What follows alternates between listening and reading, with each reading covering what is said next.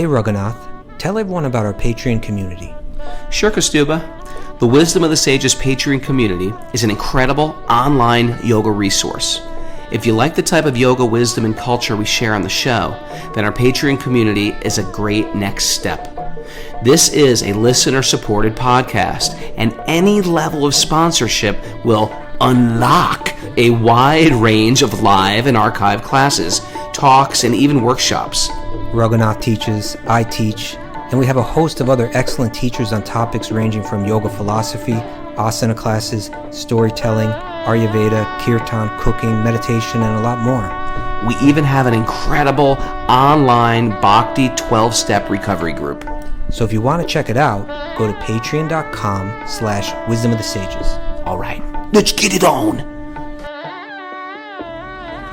Om Namo Bhagavate Vasudevaya. Om Namo Bhagavate Vasudevaya. Om Namo Bhagavate Vasudevaya.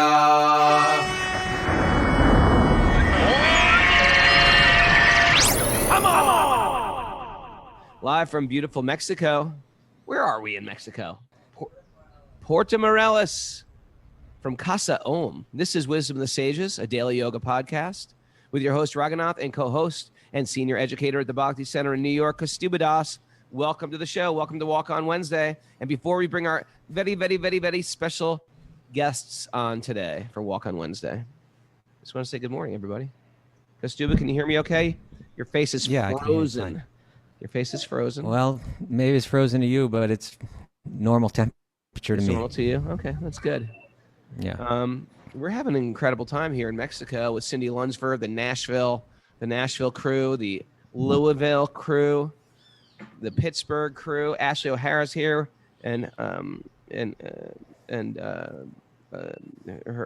little baby and family. It's been great. Snorkel diving. My daughter's here. Today we're going into cenotes. Ever been to a cenote, Kaustubha? You're going into what? Say that again? Cenote.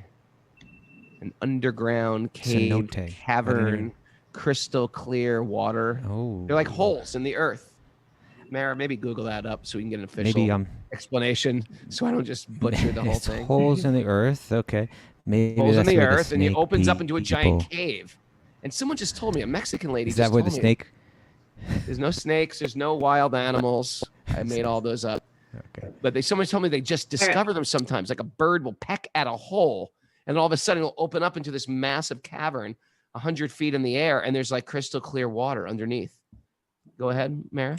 It's a natural pit or sinkhole resulting from the collapse of limestone bedrock that exposes groundwater. It doesn't sound as romantic as I'm a natural sinkhole. Hey, we're going to go to a sinkhole, guys, today. It's only $40 each. You get to jump in the sinkhole. Don't worry, it's Mexico. What could go wrong? You go swimming there? Is that the idea? Yeah, you swim. You lower yourself down on a cord or a ladder. We don't really know what we're actually getting into. But if I don't show up for tomorrow's show, call 911. Okay. See if they come out here to Puerto Morelos. Is it time, Kaustubha, to bring on Nitai and Gopi? Oh, yeah. No, this is going to be great. I just want to introduce Nitai Lieberman and Gopi Lieberman. They are two of our, I can't say they're our youngest anymore, but they are ages, what age? 9? 9 and 5. 9 and 5. She's going to turn 6 and I'm going to turn 10 soon. Wow. Well, I just want to say that we have a lot of listeners, kids listeners, but you guys are really pretty darn steady. Like your mom told me, and I don't even know your mom. I know you better than your mom, which is sort of weird. But I will say that Nitai, if you don't know him, he's on the show every day just listening. And sometimes his parents say, listen, you can't wake up that early because we do it at 5 a.m. You need to sleep more. So he says, no, I'll just go to bed earlier. And so he listens to the show practically every day. And then they're fully engaged. And Gopi, the littler one, the mom said, no, you got to sleep a little longer. But still, she's been getting up early. and dancing, especially at the end. We have a dance. Yeah, I don't know if the others know this, if you're listening on Apple Podcasts, but we have a whole little dance party at the end. I think Mara cuts it short. So Nitai, And there's a dance cam, and we can see everybody dancing. Yeah, We go from window to window and zoom to see everybody dancing. and that's how we roll here at. And amongst the Stages. favorite, Now, amongst all the right, favorite, amongst the, Mara Kaustubha. this delay sucks. I'm sorry. Yeah. No, my interruptions. No, it's not you. Not your delays. I just keep on stepping. No, on you. no, it's not that. It's the Prabhu, delays. Mara and Kaustubha, do you guys have any I was just questions going to for say Nitai? that. I have a question for Gopi first. Gopi. Is Gopi still there? Get back here. Just wandering off with that cat. Hello, Gopi. Hi. Hi. So I was wondering, I see when you dance at the end, you do like, it looks like, I get the feeling like Nitai, he's just like spontaneous dancing, like in ecstasy. And you are dancing like in a very formal way. Like you've learned Bharatanatyam dance. Is someone teaching you dancing? No. No, she just Really? picked it up like in her school. No, I never picked that up in school. No, I'm not talking about. Well, in her school, they just taught her a few mudras, and then she just applied. No, not in my school. Don't No, I mansplain learned- her, Nitai. Voice splaining. Let her speak. But I learned the bird at school. Okay. What did you learn at school? The bird. Oh, the bird Oh. mudra. You learned the I wanna go bird. to Where that did you learn the school. flute? I see you do the flute sometimes. My parents, like, they just told me, like, So if you can't Okay. see that, if you're listening on Apple Podcast, she's making a flute mudra with her thumb to her lips and the other thumb touching her pinky. She's a great mudra dancer, as if she's dancing Bharatanatyam, untrained, spontaneously, perhaps from a previous birth. Let me ask you Yeah, guys I a think question. that Since may we're be- talking about past lives, and you're 5 years old and 9 years old, and you're actually really Do you into remember your this, past life? do you remember what you were in your past life? no. Come on. If you could be something, Okay. what do you think it was? I don't know. Okay. You never know. You could just I always ask kids that. I could have just You had to get him younger. been Yeah. like a chicken that like some devotees threw some Prabhupada leftovers onto the floor and I picked it up or something. Or I could have just That's true. Dude, yeah, wait. Can we repeat that? I could have just been a chicken that the devotees threw some Prabhupada leftovers onto the floor and I picked it up. I could have been a chicken that ate some remnants of Prabhupada's leftovers, and I picked it up. That could be. And You Gopi, could be a what transcendental do you think you chicken. were? Like either like a cow or an insect, or I could have been an insect who snuck in and ate some food from the devotees who lived in that house. So it probably had to do with prasadam, getting prasadam somehow, or they're getting the leftovers. Yeah. That Yeah. makes sense. Prasadam's pretty powerful. I know people that had prasadam. They're like, yeah, I don't know what it is. I'm not like really into bhakti or Krishna or anything like that. But in that Krishna restaurant, I eat there all the time. I can't stop eating at that place. There's something in that food that just is like, it makes me feel good. That's the love. Yeah. It's really Now, I have a powerful. question It's for really true. Nitai. Okay. Yeah. Let's keep going. Here's about a question, Nitai. So you're young, like, and you, but you listen all the time. Like, what is it about the philosophy or the Bhagavatam or the show? Why do you keep coming? A lot of kids don't come, but you keep coming back. I'm wondering, what is it in particular that makes you keep coming back to Wisdom of the Sages? Well, I just Kaustubha, you are like very calm and philosophical and stuff. So, and Raghunath is very funny and active and stuff. So, but both of them together make it really interesting, and it just makes Wisdom of the Sages like really awesome. And the Oh, Bhagavatam. okay. so So I really I get like it. Is the it so it's like the Bhagavatam, but because of the way that it's presented with the personalities, it works for you. Yes.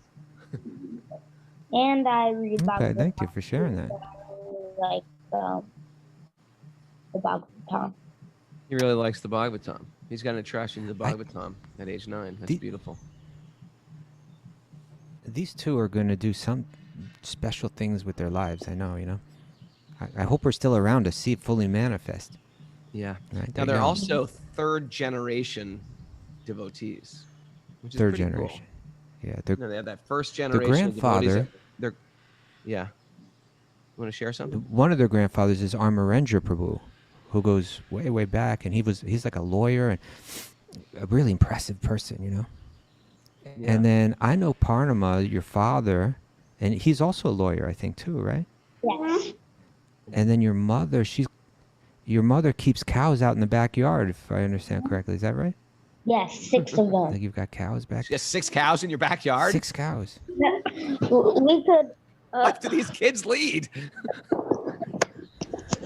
Oh, they're going to show us. Okay. You're walking the computer out to the backyard right now. Okay. Okay. Okay. This doesn't usually happen on the podcast for those who are new to the podcast. Oh, yeah. They have a backyard. There's the backyard. There's a chicken. That's a chicken. That's a chicken eating prasadam. Potential devotee. There's the cows. I hope we don't lose the signal. There's Yeah. Kids most sometimes of them don't are realize under the Wi-Fi overhang. signals. Oh, wow. This is like a beautiful Wow, what a backyard in Florida. Could you see it I see okay? a tree. I don't see any cows, but I it's do see- beautiful. Oh, I see a cow. I see a cow. I do. Okay. Yeah, it's way back there. Okay. Here's another chicken. So you all Okay. Nick, I see it shows it. Okay. I'm gonna reel this back. Let's do it. Oh, there's a chicken. They're holding up chickens. If you can't see this, they're holding chickens to the Reel it in, screen Raghunath. right now. I'll give you guys the play-by-play like Sanjaya in the Bhagavad Gita. There's There's our dog. there's her mom. There's a dog. Oh, Got a whole there's a beautiful dog. farm here. This is a good way to grow up. This is a great way to grow up. 6 cows, a This is good way chicken, to a grow up. dog, And Wisdom of the Sages. and wisdom sages. That's beautiful. Thank you for that, Nitai. Maybe we should ask like one last question. Is like, what is your message for Wisdom of the Sages listeners, Nitai? What from your heart? What would you like to share with them? It just really makes my day better. I'm like, Ah. and I really like, yeah, it just makes the rest of my day better. I just, Well, I'll tell you and I something, just Nitai. really- When I see you, when I see you and Gopi dance, it makes my day better every day. And I think a lot of our listeners feel that way. A lot of the Zoomers, right? Yeah, we all feel that way, you guys. It's quite amazing, huh? thank you. Thank you for joining us. And I just want to share that when I went down to Alachua and did that program in the park where Nitai's from, he showed up Yeah. with his family. I never met the parents before until then.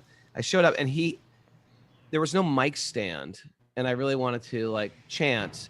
And he said, "I'll just hold the mic for you." He held the mic like a human mic stand for the entire hour of kirtan.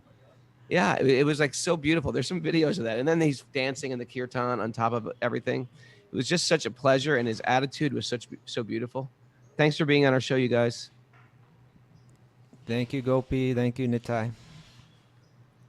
Whoa. All right. Previous animals in a previous life. It's true. Feed those animals prasad. Yeah. All right, where do we go from here? That's thank you everybody for joining us. Yeah, it's hard to follow that. It's hard to follow that one Going up. to the dance camp. Anyway, here in All right, Mexico, I let's guess get into the we go Srimad Bhagavatam. What do you say? Let's do that. Narayanam namaskritya naram chaiva narotamam devim sarasvatim vyasam tato jayam mudiraye. Before reciting the Srimad Bhagavatam, which is our very means of conquest, One should offer respectful obeisances to the Supreme Lord Narayan, unto Narayan Rishi, the supermost human being, unto Mother Saraswati, the goddess of learning, and to Srila Vyasadeva, the author. Nasta prayeshva badreshu nityam bhagavat sevaya bhagavati uttama bhaktir bhavati naishtaki. By regular attendance in classes in the Bhagavatam and by rendering service to the pure devotee, all that is troublesome to the heart will be eradicated, and loving service to the Supreme Lord, whose praise with transcendental songs will be established as an irrevocable fact. Om Jnana Tamarandasya Yananjana Shalakaya Chaksudan Midatam Yena Tasmai Shri Gurave Namaha. I was born in the darkness of ignorance, and my teachers are opening my eyes with the torchlight of knowledge. I offer my obeisances at their lotus feet. Reading from the Srimad Bhagavatam, Canto 3, Chapter 16, text. Who's got the text? No. 27. Mary, you got the text? You know, but 27? before we read this, there's a couple things I want to discuss, Raghu. Yeah. You ready? Yeah. First thing that, you know, it was just a great thing is you look at like Nitai, he's saying, I really love Bhagavatam, you know, but he's just a kid. And then you get people that are like, you know, scholars that are like, you know, old men that have been like studying Sanskrit, and, you know, it's appealing But it's like on all scholars levels. in general in the university who study like ancient, what's it called? Indic studies? What's that called when you study Indian philosophy? Indica? Okay. Whatever. People who study Eastern philosophy, they like it too. But then you get, go on. Well, that's the point. Is, in other words, here's a text. It's on a level, like on a poetic level, it's like a great masterpiece. On a philosophical, theological levels, it's an incredibly deep work. It's appealing to scholars on all different levels, but it's also appealing to children. You know, children can get into it. You know, they can appreciate the stories. And Kid friendly. True. It's kid friendly. It's adult friendly. It speaks to the soul. You know, on all different levels. Yeah. What great thing like that. You know, maybe there's nothing compares like to how like Ramayana, Mahabharata, and Bhagavatam, like the role that they've played in history of India, you know, the culture of India, where it's like you get into it as a child and it's the last thing you're reading on your deathbed, you know? Right. And everyone can connect on that level. Whereas like generally children's stories are for children, you know, like in our culture, and adults are into something else. And the adult isn't interested in going back and reading Dr. Seuss when he's like 80 years old and, you know, trying to prepare for, even if he's trying to prepare for his transition into the next life, you know. It's interesting, right? Yeah. These things, you know, they start off in like stories mom tells the children, and they're fascinating, but they're pregnant just as an oak tree is living in an acorn. And as a kid gets older, these stories, which are fascinating and fun and silly and some scary, there's a lot of cutting off of heads and arms and then of stealing butter and sweet, but they unpack them. Hey, you know what? The Grimm's brothers are like that too. Oh, come on, they throw in witches in the oven. Come on, give me a break. It's not like just our stuff is scary. Everything's scary. All these, but it's pregnant and then it unpacks itself. And as a kid grows up, these aren't just stories. They mean something different as a child goes through puberty. They mean something different when you're newlywed. They mean something different when you're middle-aged or when you're getting older. All these stories, even since I've been getting into this since I was 22, the different vantage points life gives me to reflect on the philosophy and the stories, it just comes to life in a different, fresher way. It never gets old. It's just seeing like a jewel, the different facet of a jewel as you move your head around it, and it starts to shine in different ways. Okay, that's a great point. Thank you. And that's going to lead into the next thing that I wanted to discuss. Okay. Now, like we're talking about how different people read Bhagavatam, like you might have a scholar of Indic studies. And they might appreciate them, who knows on what level, right? They might appreciate them on a cultural level. They might appreciate them on a philosophical or theological level. They might appreciate them on the level of, oh, these texts share very interesting, you know, it's a very interesting wisdom culture that they have there. insights into life and how to view life, and they may view it that way. But they might have trouble with the idea, like processing what we're going through now, that the chapters that we're reading right now, right? That Vishnu, who is, he's an expansion of Krishna, the original source of everything. And Vishnu, it enters into the material realm. In this case, he's going to enter into the material realm in the form of a boar, right? And he's just saying right now, I approve of this curse of the two gatekeepers of the spiritual world, that they will go and they will take birth as demons. And the reason why he's approving of this, and this is what we're going to read coming up, is that he wants to fight them. Because God himself has a desire to compete. God himself has a desire to face a big challenge and taste that experience.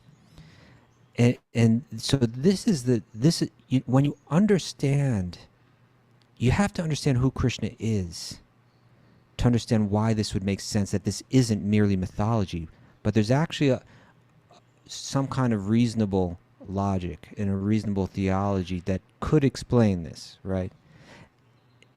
Do you get where I'm going? I get where you're going. Or should your mic, go on? I think my internet connection is a little weak, and so it was a little choppy, but I get where you're going.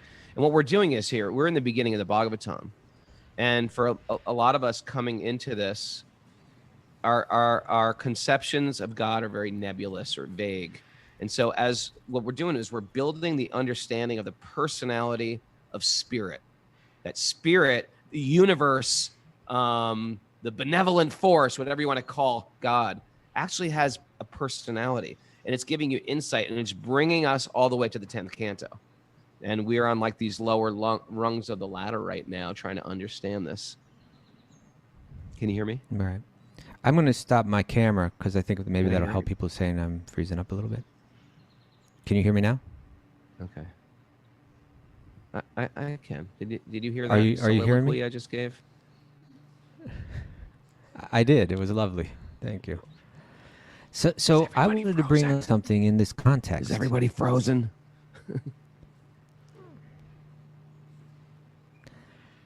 Are you hearing me right now, Raghunath? Yeah. Can you hear or see me? Okay. I hear you. I see you, but I'm not there. I see you. I hear you. All right. I'm going to turn off my camera too. I hate it when we go through this stuff. Me too. Okay, well, let's turn off our cameras. All right.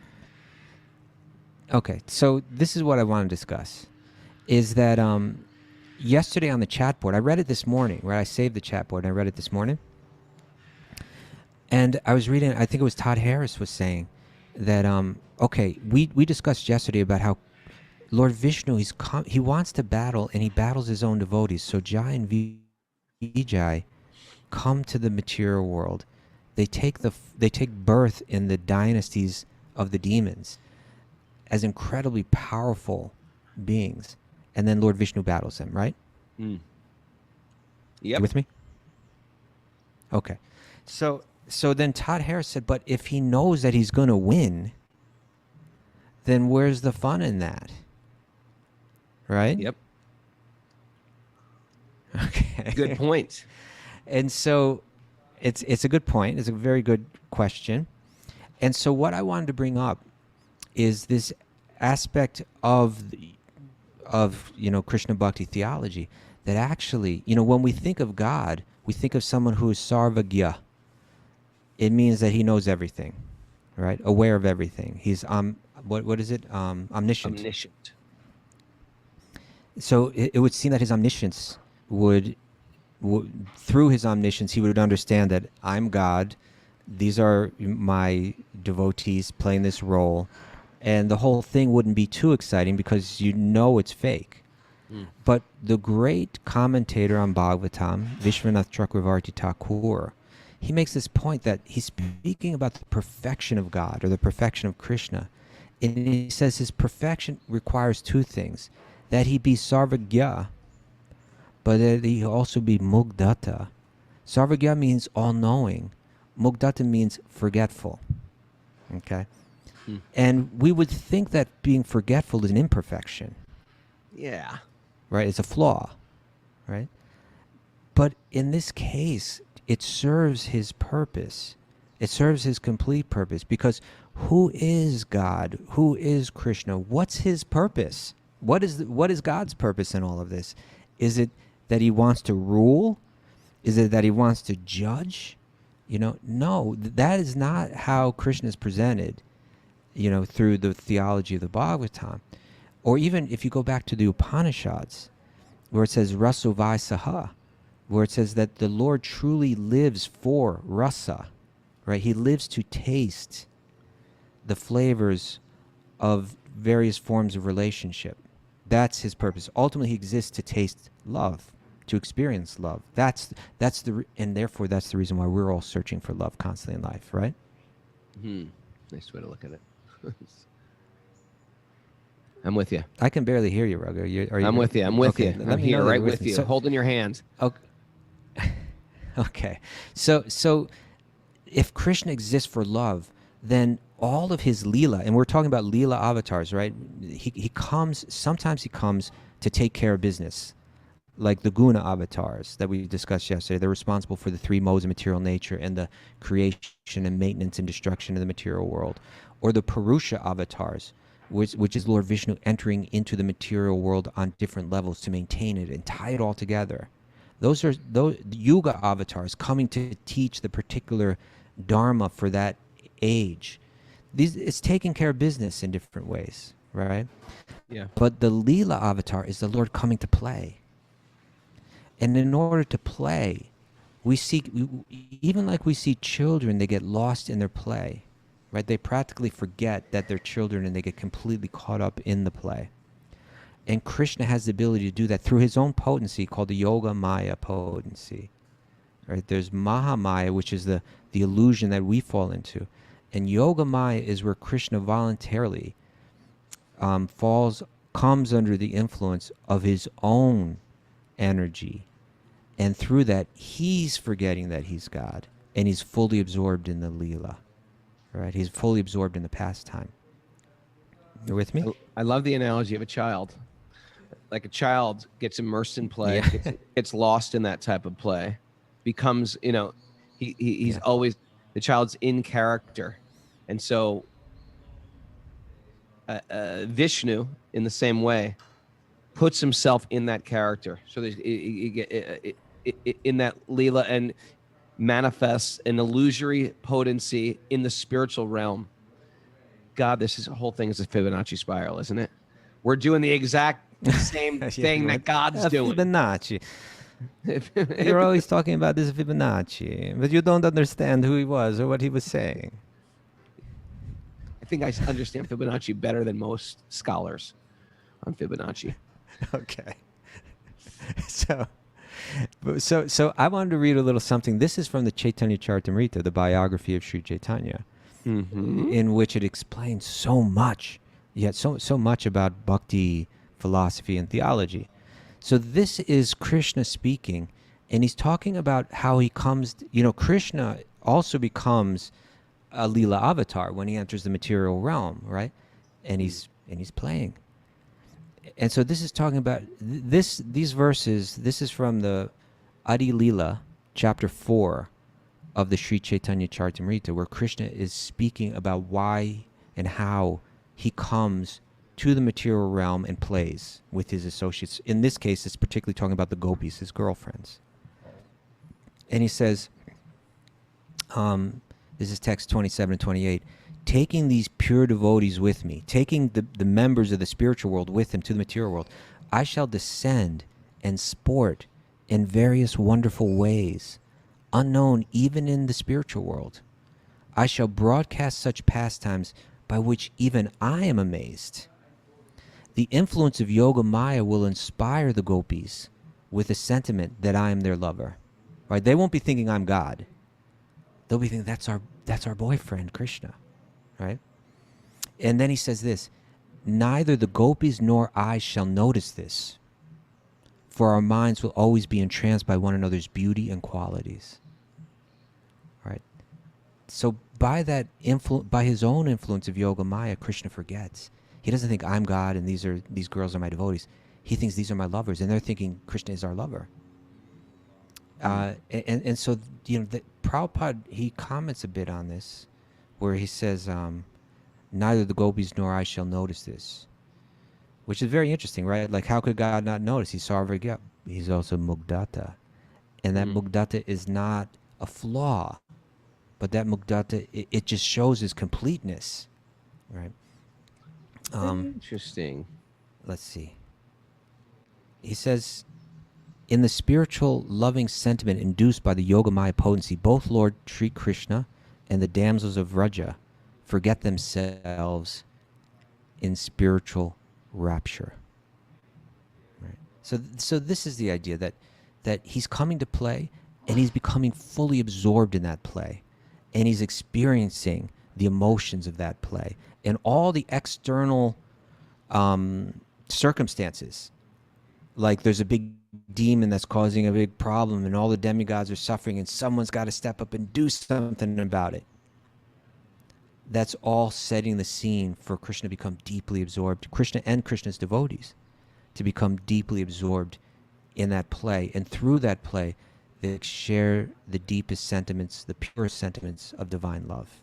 And that's the idea. That's what's playing out here. Thank you. All right. Thank you for that insight, my friend. Yeah, never heard anything like this Well, when it comes to spiritual life. It gives you everything and so much more. Yeah. Thank God for the Bhagavatam. I'm really using it right now in my life. Can you hear me? It says my internet is unstable. I can hear you. Okay. All right. Where are we? Apparently, everybody's hearing us well. Okay. So 27, we 28. are Canto 3, Chapter 16. In Mara? Text 27. 27. Yeah. Lord Text Brahma 27. said, after seeing the Lord of Vaikuntha, the personality of Godhead, in the self-illuminated Vaikuntha planet. After seeing the personality of Godhead in the self-illuminated Vaikuntha planet, the sages left that transcendental abode. I could just imagine a self-illuminated planet. That alone is like, what? Prabhupada writes about that, actually. Let me see. Let's go into the commentary. It's here. like a what was that? Text 27? bioluminescent What was it? bay I went to in Puerto Rico. He writes, Prabhupada writes, the transcendental abode of the Supreme Personality of Godhead, as stated in Bhagavad Gita, confirmed in this verse, is self-illuminated. In the Bhagavad Gita, it is said that in the spiritual world, there's no need of sun, moon, or electricity. This indicates that all the planets there are self-illuminated, self-sufficient, and independent. Everything there is complete. Interesting, right? All right. The sages circumambulated the Supreme Lord, offered their obeisances, and returned, extremely delighted at learning of the divine opulences of the Vaishnava. Yeah. So again, earlier in the chapter, Krishna was speaking to them and glorifying the Vaishnavas, right? Saying, I'm worshipable because I worship the Vaishnavas, the Bhakti-yogis. And so for the four Kumars, there's just like, from the mouth of Lord Vishnu, they learned the glories of the Vaishnavas. And you can imagine these four little boys, right? They're sages, they're brilliant, they're walking away, and they're all caught up. Like, did you hear what he said? That's incredible. I never understood it so clearly. The Lord then said to his like attendants, Nitai Lieberman and Gopi just kind of walking away, talking about the Bhagavatam, right? Yeah. Then the Lord said to the attendants, Jai and Vijay, depart this place, but fear not. All glories unto you. Though I am capable of nullifying the Brahmana's curse, I would not do so. On the contrary, it has my approval. Text 30. Yeah, because it's going to facilitate the Leela. It's going to facilitate the play. This departure from Vaikuntha was foretold by Lakshmi, the goddess of fortune. She was very angry because when she left my abode and then returned, you stopped her at the gate while I was sleeping. Further backstory. The Lord assured the two Vaikuntha inhabitants, Jai and Vijay, by practicing the mystic yoga system in anger, you will be cleansed of the sin of disobeying the Brahmanas and within a very short time return to me. So they're actually in deep meditation, but in anger towards Vishnu. when they take birth as Hiranyaksha and Hiranyakashipu. After thus speaking at the door of Vaikuntha, the Lord returned to his abode where there are many celestial airplanes, all surpassing wealth and splendor. One might interpret that to being a UFO. What is a celestial airplane? Okay. Well, it's only unidentified if you're not familiar with the Bhagavatam, right? But if you're Yeah. if you're reading Bhagavatam, then it's just an FO. Yeah, it's a FO. It's a CA, a celestial airplane. Right. But those two gatekeepers. Oh, wait a second. I lost my spot. Where am I? 30. Why don't you read 32 again? After thus speaking at the door of speaking at the Vaikuntha, door of Vaikuntha, the Lord returned to his abode where there are many celestial airplanes and all surpassing wealth and splendor. But those two gatekeepers, the best of the see that demigods. sight though. Yeah. Yeah. I was just thinking, like he got on this airplane, he got on Garuda, the bird, and he flew off. Right? Pretty magnificent. That was a magnificent vision. It'd be like incredible. It Lord is. Vishnu gets on this bird, and we got to use With it. various imaginations spaceships here, right? flying We gotta try to around him. visualize all this. Oh, yeah. Yeah, that's incredible. What a sight! Just that sight alone, it's like imagine if we could see that, like the wonder and the exhilaration we would feel by seeing Lord Vishnu step onto the shoulders of Garuda, and then he's taken off into the sky, and meanwhile there are these other celestial airplanes flying around. This is why I embellish many of my stories to fill in the blanks. But you don't even have to. For those who don't meditate on them. But those two gatekeepers, Okay. the best of the Vaikuntha, the best of the demigods, their beauty and luster diminished by the curse of the Brahmanas. So they're getting less beautiful now. Became morose and fell from Vaikuntha, the abode of the Supreme Lord. Then, as Jai and Vijay fell from the Lord's abode. Let's hold it right there. Let's hold. Let's hold it right there, just for a second. It mentions that Hatha Shriyao. So Shri means like here. It means beauty and luster, right? Yeah. And Hatha means it was diminished. Hatha Shriyao. Their beauty and their luster was diminished. We see that Why? when people become... Because of the curse. Mm. Yeah. Right. Because they displeased. Let's say they got it says they're Brahma. It says Brahma sapat. Let's see exactly what the word sapat means. Curse. Yeah, it means a curse. So, but in other words, they displeased great souls, right? People that were brahmanas, again we'll repeat, it doesn't mean their birth, it means their qualities, right? Peaceful, wise, kind, etc., etc. They displeased those, they didn't know how to relate to those people. They related to those people in a way that was not appropriate, not recognizing their greatness. And because of that, Hatha Shriyao, they lost their beauty and luster. Their beauty and luster diminished. And Vigata Smayao, and they became morose. Abhutam Vigata Smayao, they became morose. There's a lesson in that, Raghu. Mm. Yeah, the lesson, you see it. When people are connected, spiritually connected, there's a glow about them. When people are There really is. angry, hateful, critical, there is no luster. They lose their luster. We do it to ourselves. Yeah. What'd you say? Often the devotees are described as like their face is like the moon, Mm. right? They're lustrous. They got a glow to them. Yeah, that comes from living right. And most essentially how we treat other people and especially great souls.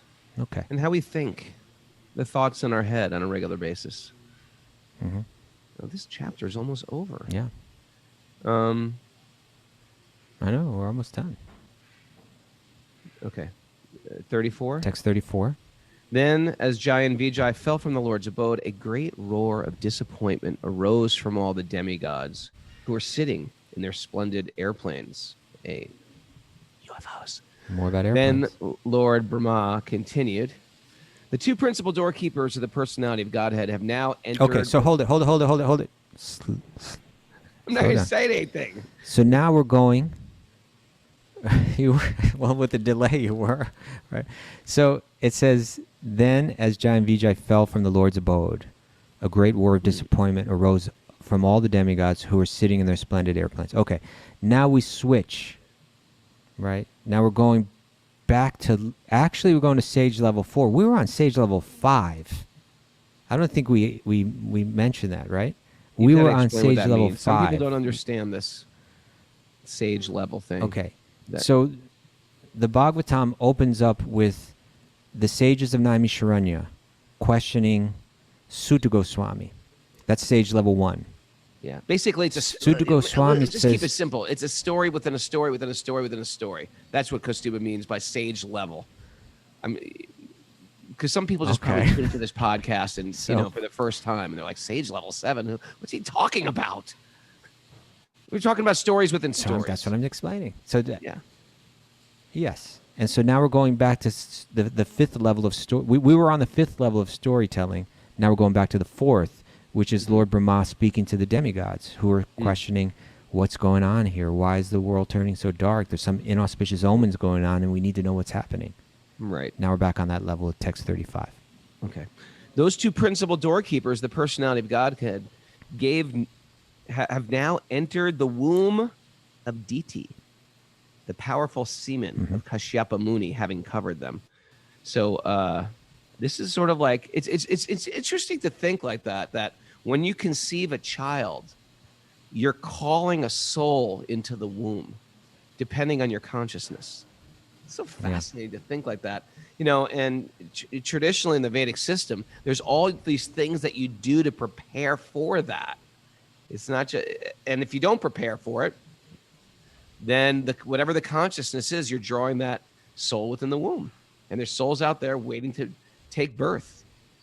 Very interesting. Talks about this. It sounds like a biology class going on here in the commentary. Yeah, it is a little But Prabhupada writes, yeah. It's interesting, right? He says, here is clear proof. There's a lot in this first sentence. Here's clear proof of how a living entity coming originally from Vaikuntha Loka. That's a very, that's a very pertinent statement right there. Here is clear proof of how a living entity coming originally from Vaikuntha Loka is engaged in material elements. That's our predicament. That's all of us, right? It's saying right here, we originally come from Vaikuntha Loka, and now we're engaged in material elements. We're engaged in a material body. It says the living entity takes shelter within the semen of a father, which is injected within the womb of the mother, and with the help of the mother's... This is what you should have broke out when Tarun was asking you his questions. Raghunath. You should have when he was asking me the right? And then the facts of in life. the womb of the mother. And I was like, where's Yeah, when how did the Tarun... baby get in the tummy anyway? I was like, let's open up the Bhagavatam. Ask your mom.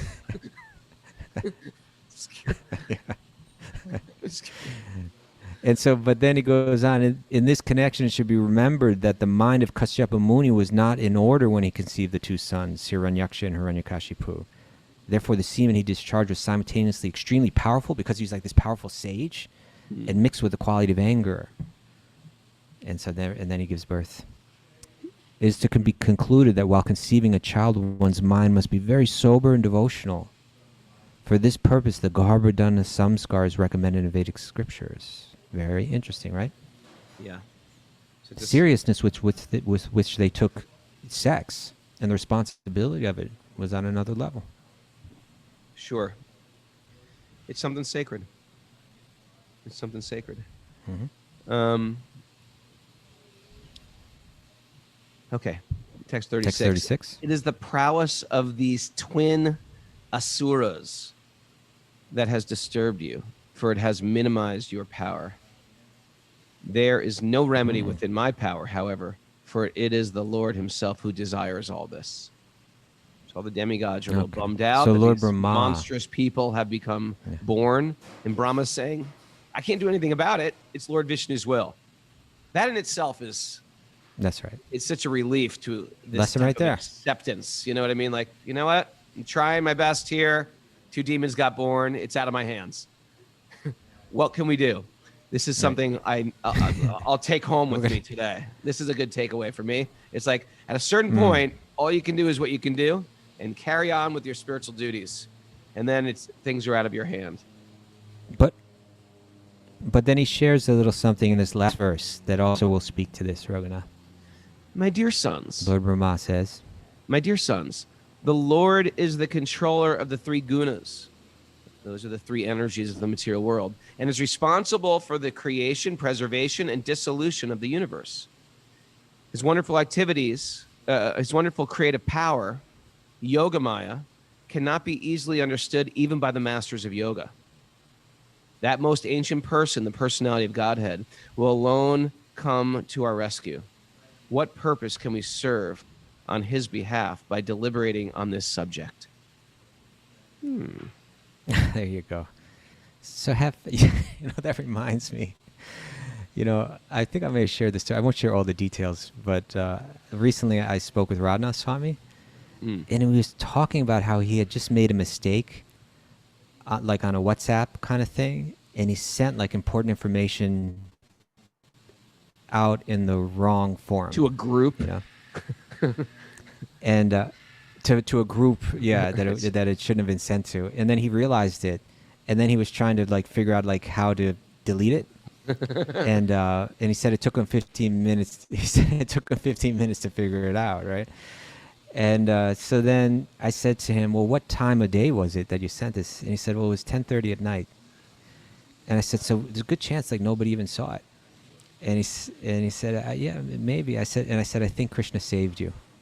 And then, but this is what the point I want to make. I said to him, I think Krishna saved you, Maharaj. And then he said like this, it was spontaneous. The way that he said it to me, it really struck me, and it's something I'll never forget. But he was laughing when he said it. I said, I think Krishna saved you, and he laughed. And he says, he always does. He always does. He said it just like that. And I said, that is the realization of a real devotee, right? Like all the struggles I go through in life and all the troubles I go through in life, when I look at it, in the end, no matter how it turns out, Krishna saved me, right? In one way, Krishna saved me. And I thought, what pastime and what Leela I thought of at that time? I'm thinking. It's a pastime where Rikasura, where the they yogi know touches, there may be gets the danger, mystic power to but touch the head of the yogi, and the head blows up. Is that the one you were thinking of? that was not at all the one I was thinking of. We know you like heads being cut off and destroyed. That was not the one that I was thinking of. Keeps our attention. I was thinking of the cowherd boys when they enter into the huge... It does. When the cowherd boys enter the huge snake, Agasura, right? And they walk inside. And as they're walking inside, they're saying, well, they're looking at this massive snake, and they're saying... And it's standing still with its mouth open, right? And it looks like it's inviting to, let's play in this thing. But it's a huge snake. Maybe it'll try to eat us, right? That. But then they say, it's true, but even if it does, well, Krishna will come and save us. Right? You know what's interesting? I think we have I was to on the live phone like with Raghunath that. Swami. He used that exact same analogy with me. I kid you not. Get out. No. Just Well, like that's- the other maybe day. it was because of our previous conversation. I think it was because we were talking about it first. I think I talked to him before about you it did. first. I talked to him much before you did. I don't think so. We always talk about that pastime. But anyway, like on a it's regular beautiful. basis. You know, I was... Do you? Okay. Maybe that's the only reason why I thought of it, was because you guys already talk about it so much. But in any case, you know, I was also thinking just about, let's try to understand Krishna's heart and Krishna's nature, you know, because I find this fascinating. You know, the idea that Krishna comes and he plays and he gets lost in that play. But not only that, I can name for you an instance where Krishna gets lost playing, Krishna getting lost in playing. Now that's Fibonacci right there. Are you ready? Yeah, hit me. That got your attention. You're back, right? So there's a pastime where Krishna appears as Lord Nityananda, right? He was Krishna. Yeah, he appears. This was roughly 600 years ago or so. Krishna appears as Lord Nityananda in Bengal, and he's a beautiful boy. It's said that he was so beautiful. You know what? You know what metaphor they used to describe him and his beauty? Swan? Or is In the 20 Chaitanya questions? Bhagavat? No, I don't know. In the Chaitanya Bhagavat, it said that he was just so cute that he was like a puppet made out of butter. Right? Those are the words that That is cute. that are used to describe his beauty. and and so as a little boy, this is Krishna himself in this form, but he's born into a family of Krishna devotees. So he's born just like Nitai Lieberman and Gopi Lieberman. He's born hearing Krishna's Leelas from Bhagavatam. And so as a boy, Krishna takes birth as a boy in the family of devotees, and he engages all his childhood friends in playing out the dramas that he reads about in Bhagavatam. So now, you with me? Yep. And okay, that wasn't very convincing, but so it said that the children would get lost in playing out the Krishna stories. And they would get so lost in playing out those stories that all the adults were fascinated watching the children play out these Krishna pastimes. And so that's a story of Krishna getting lost in playing out Krishna getting lost in his Leela, it's a Fibonacci spiral. That's all I got to say. That's Okay. the Fibonacci spiral that I want to get lost in. Yeah. Right. And with that, All right. And with that, do we have any takeaways, Mara? We do. Listening to Bhagavatam just makes my day better. that's a Nitai Lieberman quote. Direct. Yeah. That's a Nitai Lieberman quote. It is. Bhagavatam speaks to the soul. Yeah. Let's see. Recognize when it's out of your hands and carry on with your dharma. Feed your pets prasadam. Yep. That's important. Yeah. Krishna always That's a big saves one. you. Yeah. Krishna always saves you. That's a big one. These are good ones today. I like Thanks. this. Yeah. God is a butter puppet. I think that might be a tattoo. I think that's a name for a band. The Butter Puppets. We're the Butter Puppets from Milwaukee. There's a couple other ones I thought of. One is that when you mistreat great people, your beauty and luster diminish. How's that? And also another one, your state of consciousness at the time of conceiving is very important. Right? That's a T-shirt. That's right. Something important to remember. Or a mug, at least. Thanks, everybody, for joining us. Woo. Look at those two dancing. Get them on the dance cam. Oh, yeah, let's get them dancing. And then I'm going to give you the live dance cam. We're going to make these Nashville, Tennessee country music fans dance here.